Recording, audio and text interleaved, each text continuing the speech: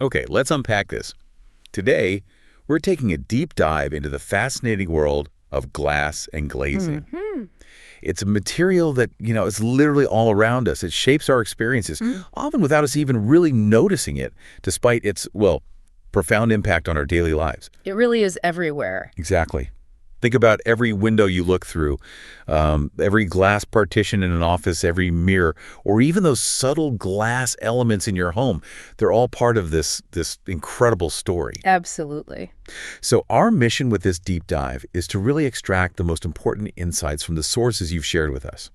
We want to give you a truly comprehensive understanding of this pivotal material. Right. We'll journey from its ancient origins, which are fascinating, to its cutting-edge applications today. We'll explore its remarkable versatility, and crucially, we'll also confront the important considerations around its environmental footprint. That's key. Yeah. By the end of our conversation, we hope you'll look at every piece of glass, with a newfound appreciation for its history, the science behind it, and the careful choices designers make when they bring it into our world. And what's truly fascinating here, as you said, is how fundamentally glass shapes our surroundings. It's so much more than just a transparent barrier, isn't it? Oh, absolutely. It offers this really diverse range of materials that contribute significantly, dynamically to the built environment. Dynamically, I like that. Yeah, and as the source overview thoughtfully points out, its applications are incredibly broad. We're talking everything from interior and exterior walls to purely decorative embellishment. Right, structure and style. Exactly. This isn't just about utility. It's about enabling a certain kind of space, a particular aesthetic, and even a specific human experience within a building. That's a great point, the Yeah. experience. Its versatility is really what makes it so indispensable in both construction and interior design. It lets us manipulate light, control temperature, manage sound, define space, ways few other materials can really match. That's a perfect framing of just how integral glass has become. It really sets the stage. But here's where it gets really interesting, I think. Okay. Before we dive into all the sophisticated modern applications, let's just cast our minds back. Where did this remarkable material even come from? Good question. Our sources hint at an origin that feels almost mythical. It's so ancient. They suggest that glass is thought to have been created during the Bronze Age. The Bronze Age. Right. Think about that for a moment. Something we see as so quintessentially modern, so sleek, so cutting edge, has roots stretching back thousands and thousands of years. It's not just old, it's ancient. It really puts it in perspective. When you consider the Bronze Age, a time defined by pretty rudimentary tools, emerging metallurgy, Yeah. the idea of creating glass seems almost, miraculous. Definitely not high-tech manufacturing. Exactly. It wasn't about precision or controlled environments. So it prompts all these questions. How did such an accidental, maybe, or deliberate discovery even happen? Yeah, what was the spark? Was it like a byproduct of early pottery kilns? Or maybe metallurgical processes where intense heat just happened to fuse sand and other natural elements together? Could be. Like finding obsidian from volcanoes. But man-made almost. Or imagine a beach fire, right? Getting accidentally hot enough to melt silica sand, just forming these crude, kind of amorphous blobs. Fascinating to picture. And then how did that initial, maybe crude discovery evolve?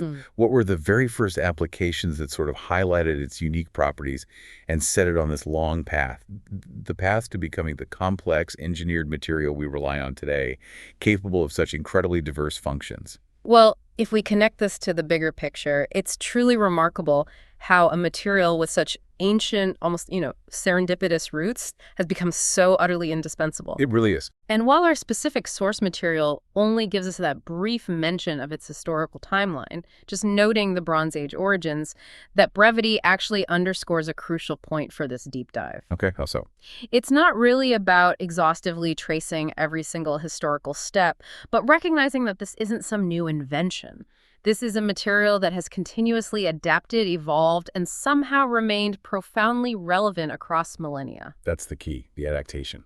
Precisely. From, say, early decorative beads or simple vessels to the massive, complex curtain walls of modern skyscrapers we see today, glass has shown this unparalleled capacity for reinterpretation and engineering. It keeps reinventing itself. Exactly. Its enduring presence, its inherent adaptability, and its ability to be fundamentally re-engineered for entirely new purposes. That's arguably the most significant historical context for our discussion today. It's about how something so ancient can still be right at the absolute forefront of modern design and construction, constantly pushing boundaries. That historical resilience is truly fascinating. It tells us glass isn't just some fleeting trend. It's like a foundational element of human ingenuity. Well said. So building on that foundation, what does this all mean when we talk about the different kinds of glass we encounter today? What fundamentally makes them unique? Right, because it's not just glass. No. No.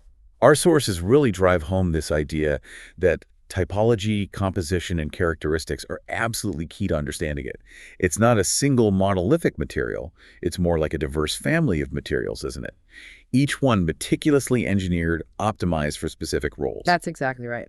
The sources tell us glass serves multifaceted purposes, which speaks directly to this incredible diversity. Yeah. It's clear that its utility extends far, far beyond just looking through it. Absolutely. And this raises an important question. What are the fundamental characteristics, the core properties that grant glass such extraordinary versatility? Yeah, what's the secret sauce? Well, the sources wisely reference diverse types of glass materials, even if they aren't individually listed out in detail in our specific excerpt. But the very existence of these different types implies that their compositions are carefully controlled, often right down to the atomic level, to achieve specific attributes and the desired performance. Tailor-made glass. Essentially, yes. This allows for that vast array of applications, each needing a tailored solution. The core properties of glass, as highlighted, are what truly grant it this incredible functionality and adaptability. Okay, so let's break those down. Let's start with the most intuitive one, but it's profoundly impactful. Transparency. Right, the obvious one, seeing through it. Yes, but while it's easy to say it allows light to pass through, the architectural implications are just immense. Transparency isn't just about getting an unobstructed view. It fundamentally reshapes how we perceive space. How so? Well, it allows light to flood interior spaces, which, for starters, reduces the need for artificial illumination during the day. That has direct, significant implications for energy consumption. Okay, practical benefit right there. Definitely. But it also creates a sense of openness, of connectivity. It fosters visual relationships between different interior spaces, and it blurs the boundaries between inside and out. Ah, that connection to the outside. Exactly. Think about how a glass wall in an office can connect teams visually, even while it might separate them acoustically, or how large windows in a home can create this seamless flow out into a garden. Making spaces feel bigger too, right? Absolutely. But this property also impacts privacy, of course. So you get a whole spectrum from crystal clear views right through to various levels of translucency with things like frosted glass, patterned glass, or even switchable smart glass. Right, so you can control the transparency. Precisely. Then next we have luminosity. Luminosity. Okay, how's that different from transparency? It goes beyond just light passing through. Luminosity speaks to glass's dynamic ability to interact with light, to reflect it, capture it, diffuse it, bounce it around in myriad ways. It adds this dynamic, almost living quality to spaces. Okay, I think I get it, like how light plays on the surface. Exactly. Imagine how a precisely angled glass facade can shimmer and shift as the sun moves across the sky during the day, creating this ever-changing spectacle. Yeah, you see that on modern buildings. Or consider how a sandblasted or frosted glass panel can take harsh, direct sunlight and just soften it, diffusing it into this gentle, ambient glow that creates a really serene atmosphere. Transforming the light. Yes, and this reflective quality, especially maybe in urban environments where natural light might be a bit limited, can visually expand a space. It makes it feel larger, brighter, more vibrant than its physical dimensions might suggest. It's about more than just letting light in. It's about manipulating mood and perception through light. Fascinating. Transparency and luminosity. What else? And finally, we arrive at its overarching functionality. This is where those core characteristics, transparency and luminosity, translate into tangible, practical benefits that are just critical for modern buildings. The nuts and bolts. Pretty much. The sources detail several key functional aspects that make glass an indispensable material for safety, comfort, and efficiency. Okay, let's hear them. First up, glass provides safety through its structural integrity. Now, modern glazing isn't the fragile, easily shattered stuff of old tales. It can be engineered for remarkable strength and impact resistance. Right, it's not all delicate. Not at all. Take tempered glass, for instance. It's heated to very high temperatures and then rapidly cooled. This creates a compressed outer layer and a tensioned inner layer. Okay, what does that do? It makes it about 4 to 5 times stronger than standard or annealed glass. And crucially, if it does break, it shatters into small, relatively harmless granular pieces, which significantly reduces the risk of injury. Like car side windows often do. Exactly. Then there's laminated glass. This is different. It consists of 2 or more panes of glass bonded together with an interlayer, typically made of PVB, polyvinyl butyryl. So like a sandwich. Precisely. And that interlayer is key. It holds the glass fragments in place if the pane breaks, preventing shards from scattering and, importantly, maintaining the integrity of the opening. That's crucial for both safety and security. Where would you typically find that? Very common in car windshields, also storefronts, balcony railings, places where you need enhanced protection against forced entry or impact. Okay, so safety is a big one. What's next? Glass also facilitates ventilation. Via operable windows, obviously, but also through designs that optimize airflow more subtly. Right, opening windows. Simple enough. Well, yes, but think about it. A solid wall completely blocks air movement. An intelligently designed window system allows for natural cross-ventilation, which is vital for maintaining healthy indoor air quality and regulating thermal comfort without always relying on machines. Good point. Less need for AC sometimes. Exactly. And beyond simple open and close windows, you have advancements like dynamic or smart glass that can actually be integrated into ventilation strategies, responding to environmental conditions to optimize natural airflow automatically. Clever. Okay, safety, ventilation. It helps in minimizing glare. This is done through specific types of glass or treatments, and it directly enhances occupant comfort and productivity, especially in workplaces. Nobody likes glare on their computer screen. Precisely. A prime example here is low emissivity, or low-E coatings. These are microscopically thin, virtually invisible metallic layers applied to the glass surface. Low-E. I've heard of that. How does it work? Their magic lies in their ability to reflect infrared light, which is essentially heat. So they help keep unwanted solar heat out in the summer, and they help prevent indoor heat from escaping in the winter. It significantly improves thermal performance. Wow, invisible tech doing heavy lifting. It really is. And alongside low-E, you have options like tinted glass, which absorbs some of the sun's radiant energy, or fritted glass, which incorporates ceramic patterns. These can further reduce the intensity of direct sunlight, preventing eye strain and making spaces more usable. Lots of ways to control the light and heat then. Which leads perfectly to the next point. Glass plays a significant role in temperature regulation, directly impacting a building's energy efficiency. Right, linking back to the low-E coatings. Yes, its thermal performance is absolutely key in managing both heat gain in summer and heat loss in winter. For example, double or triple glazing. Very common now. Extremely. These create insulated units by sealing multiple panes of glass together with a gap in between, often filled with an inert gas like argon or krypton.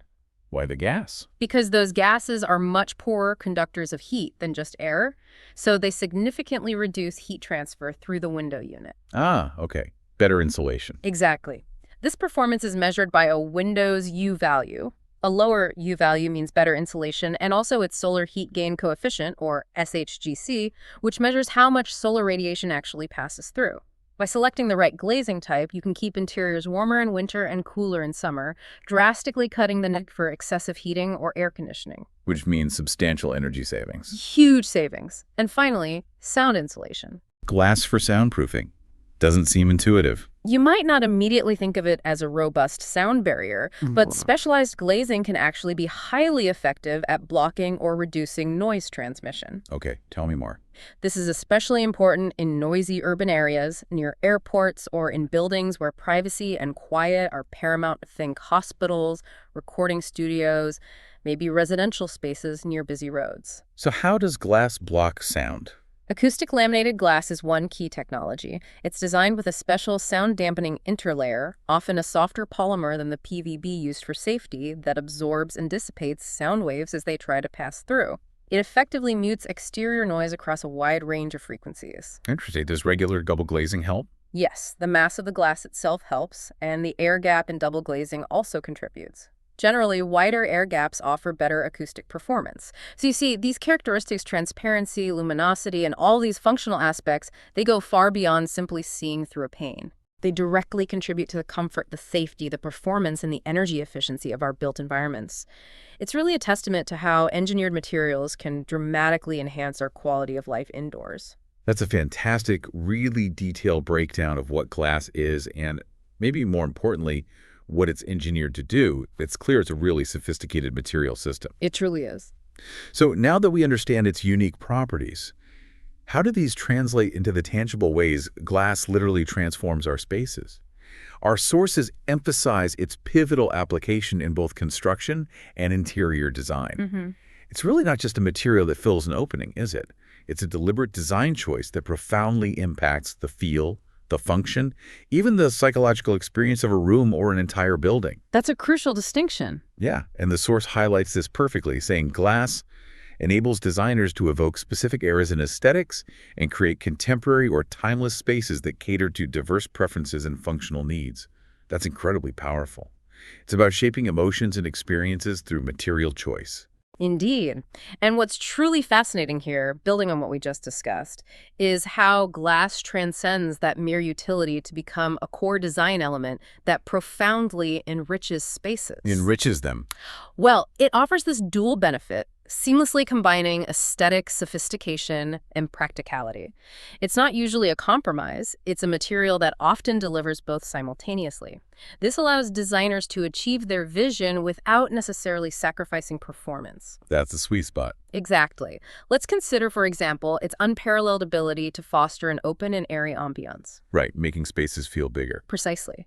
Where solid walls can make a room feel confined or heavy, or small, expansive glass walls, or even just large, strategically placed windows immediately expand the perceived space. They flood interiors with natural light and views, creating this feeling of lightness, spaciousness, transparency. That psychological effect you mentioned. Yes, and it's incredibly valuable, especially maybe in smaller urban homes or dense commercial environments or retail spaces that really want to feel expansive and inviting. It's about letting your eye travel beyond the physical confines of the room, reducing any sense of claustrophobia. Makes sense. And this leads directly to another profoundly significant benefit: that connectivity with the outdoors. Bringing the outside in. Exactly. Glass blurs those traditional rigid boundaries between inside and out. It allows occupants to experience the natural environment, whether that's a meticulously landscaped garden, a vibrant city skyline, or just a serene, distant view, even from within the protection and comfort of the building. And that's good for us, right? Biophilia. Yes, exactly, biophilia. That connection to nature has been consistently shown to improve well-being, reduce stress, even boost productivity. Imagine an office building where every workstation offers a compelling view that fosters inspiration, reduces eye strain. Or a home living room that just flows onto a patio. Precisely.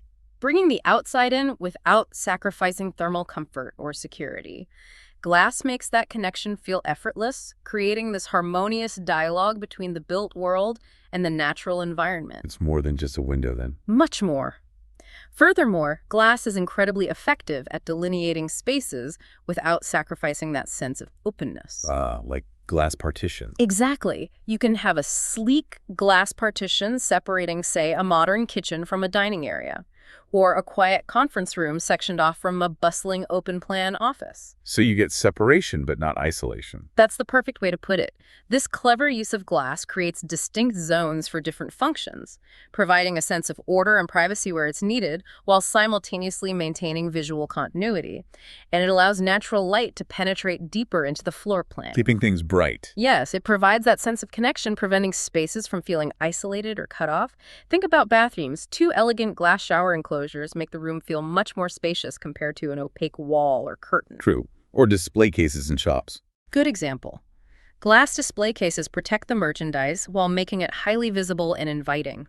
It's all about maintaining flow and connection while still defining discrete areas. Okay, openness, connection, delineation. What else? The material's reflective qualities are also incredibly powerful and contribute significantly to interior environments, as we touched on earlier with luminosity. Right, bouncing light around. Exactly. Glass surfaces can bounce and amplify natural light, distributing it more widely and effectively throughout an interior space. Mhm. And this has a direct and profound impact on energy efficiency. By reducing the need for electric lights. Precisely. It significantly reduces the need for artificial lighting during daylight hours. A room with ample, well-designed glazing can often rely solely on natural illumination for much of the day. That leads to lower electricity bills, a reduced carbon footprint, and frankly, a more pleasant, naturally lit environment. Better for people too, isn't it? Natural light. Immensely beneficial for human circadian rhythms, yes. Promotes better sleep cycles, overall health, contributing to healthier, more productive indoor environments. So many benefits stacking up. Ultimately, the choice of glass as a building material offers, as the source says, numerous reasons for selection, encompassing both aesthetic and pragmatic considerations. The best of both worlds. Pretty much.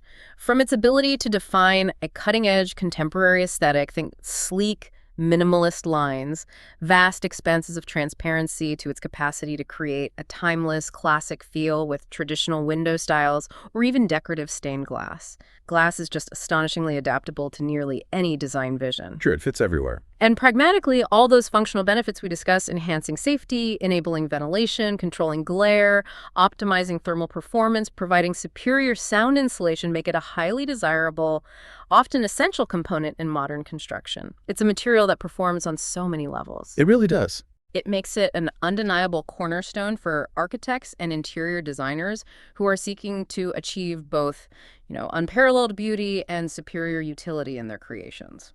That comprehensive overview of glass's properties and applications really paints a picture of its immense value. Yeah. Honestly, it sounds like a truly perfect material almost, capable of solving so many design challenges. It often seems that way. But that brings us to a crucial point, and here's where it gets really interesting, perhaps in a more challenging way. For all its incredible benefits, its versatility, its capacity to transform spaces, what's the hidden challenge? Ah, yes. We've talked about its beauty, its functionality, opening up spaces, defining them. But what about its environmental footprint? Is this dazzling material truly as sustainable as we might hope, especially given the sheer scale at which we now use it? This raises an important question, a really critical one, about the sustainability of its raw materials. Yeah. And our sources rightly highlight this as warranting careful, even urgent consideration. There's a significant paradox here, which is vital for everyone to understand. While glass itself, once it's manufactured, can be recyclable and a relatively sustainable choice. Meaning you can melt it down and reuse it. Yes. Often it can be melted down and reformed into new glass products without significant loss of quality. That points towards a potential circular economy, which is great. But its primary component, silicon dioxide or simply sand. Sand. Seems like there's plenty of that. Well, yes and no. The sand needed is a finite natural resource. This is the critical distinction, and it's where the real challenge lies. The material product has excellent circularity potential in its afterlife, but its origin draws on a resource that is very much finite and under immense pressure globally. Finite sand. How can sand be finite? Aren't deserts full of it? That's the common misconception. The issue isn't the total volume of sand on Earth. It's the type of sand suitable for construction and glassmaking. You need angular, sharp-edged sand, typically found in riverbeds, lake shores, and ancient geological deposits. Not desert sand. Generally, no.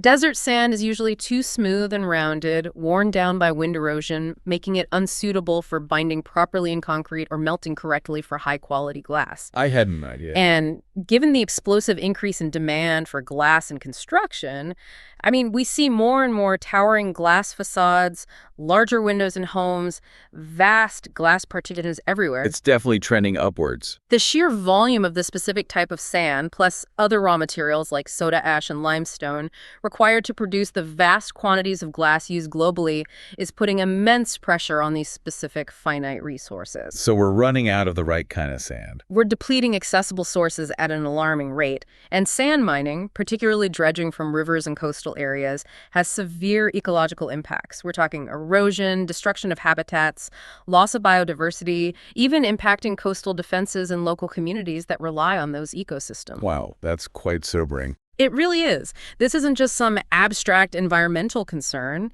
It's a tangible, escalating challenge for the industry and, frankly, for the planet. It means the industry simply cannot continue extracting indefinitely without facing serious long-term consequences. So it really isn't just about using glass then. It's about using it wisely, using it responsibly. Exactly. The sources really put the onus on the industry to confront this, don't they? They state that balancing the allure and functionality of glass with sustainable practices is imperative.